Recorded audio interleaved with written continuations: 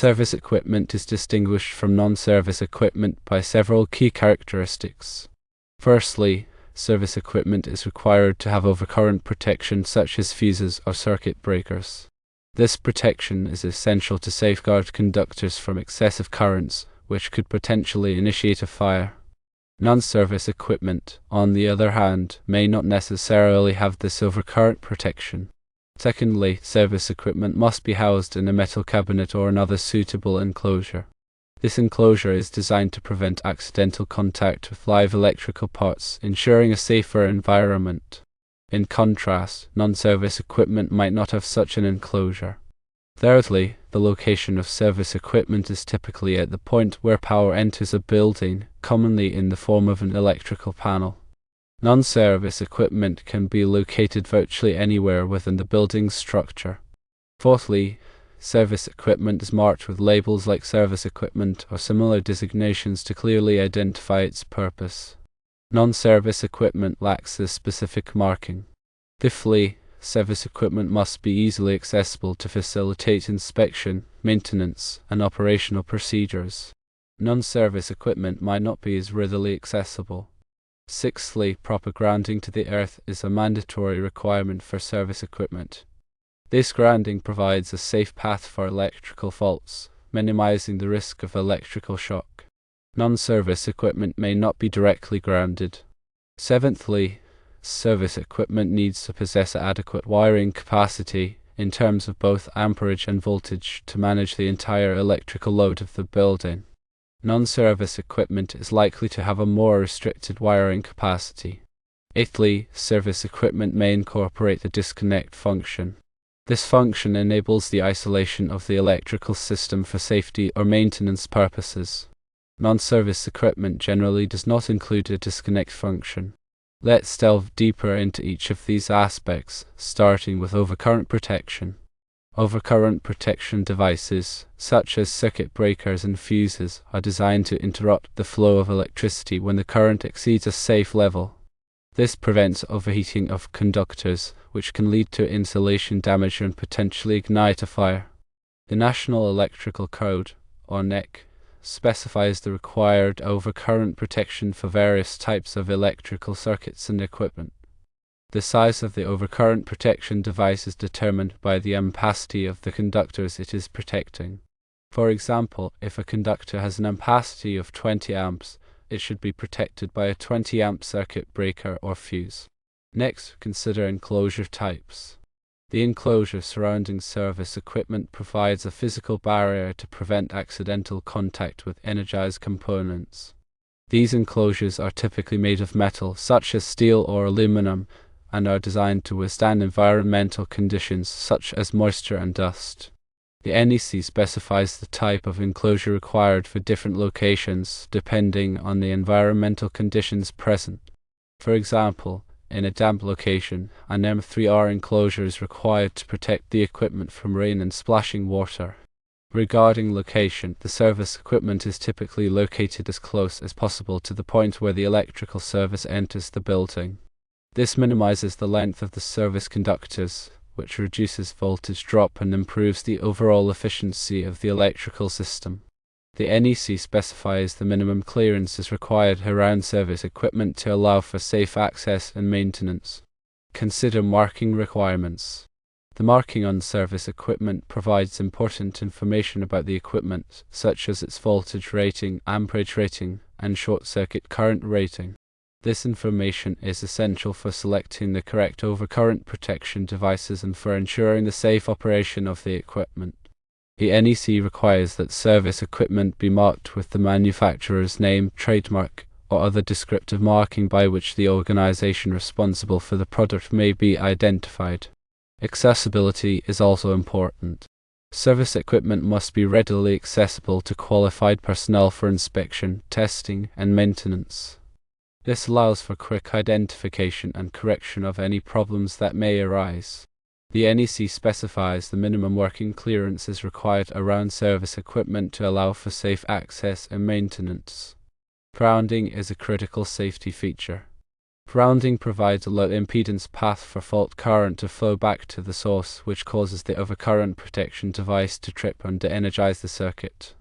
This protects people from electric shock and prevents damage to equipment. The NEC specifies the grounding requirements for service equipment, including the size of the grounding electrode conductor and the type of grounding electrode required. Now let's talk about wiring capacity.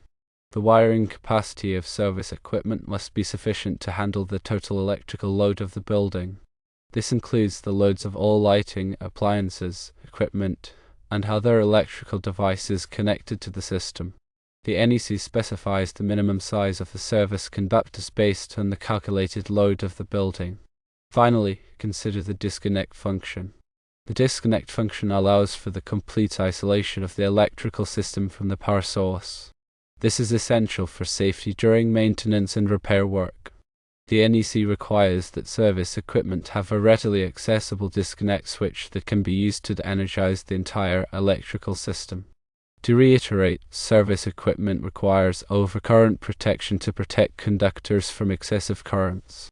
This is typically achieved using fuses or circuit breakers sized appropriately for the conductor ampacity and the connected load. Non-service equipment may not have this requirement, depending on its specific application and the overall electrical system design. Service equipment mandates a protective enclosure to prevent accidental contact with live parts. This enclosure is usually metal and grounded, providing a safe barrier. Non-service equipment might not have such a stringent enclosure requirement, especially if it operates at low voltages or is designed with inherent safety features. Service equipment is located at the point of power entry into a building. This location is strategic for efficient distribution and protection of the entire electrical system. Non-service equipment can be located anywhere within the building depending on the needs of the specific application. Service equipment must be clearly marked as such, indicating its critical role in the electrical system. Non-service equipment does not have the specific marking requirement. Service equipment must be easily accessible for inspection, maintenance, and operation. This accessibility is crucial for ensuring the safety and reliability of the electrical system. Non-service equipment might not require the same level of accessibility depending on its function and maintenance needs. Service equipment must be properly grounded to provide a safe path for electrical faults. This grounding is essential for preventing electrical shock and minimizing equipment damage. Non-service equipment may not be directly grounded, depending on its design and the overall grounding system. Service equipment must have adequate wiring capacity to handle the electrical load of the entire building. This capacity is crucial for ensuring that the electrical system can meet the demands of all connected devices. Non-service equipment may have a limited wiring capacity, suitable for its specific function and load requirements. Service equipment may include a disconnect function to allow for isolation of the electrical system. This disconnect function is essential for safety during maintenance and repair work. Non-service equipment typically does not have a disconnect function, as it is often connected to a branch circuit with its own overcurrent protection and disconnect means. In summary, understanding the distinctions between service equipment and non-service equipment is crucial for ensuring the safety and reliability of electrical systems. By adhering to the NEC requirements for service equipment, electricians and engineers can design and install electrical systems that protect people and property from electrical hazards. The appropriate selection and installation of service equipment are fundamental aspects of electrical safety and compliance. Consider an example. Imagine a residential building. The service equipment, typically the main electrical panel, is located near where the power lines enter the building. This panel is equipped with a main circuit breaker, which provides overcurrent protection for the entire electrical system. The panel is also grounded to the earth, providing a safe path for fault currents. From the main panel, branch circuits are run to various locations throughout the house, such as lighting circuits, appliance circuits, and receptacle circuits. These branch circuits are protected by individual circuit breakers in the main panel. Non-service equipment, such as a table lamp or a refrigerator, is connected to these branch circuits. These devices do not have the same stringent requirements as service equipment, as they are protected by the overcurrent protection devices in the main panel. Another example is a commercial building.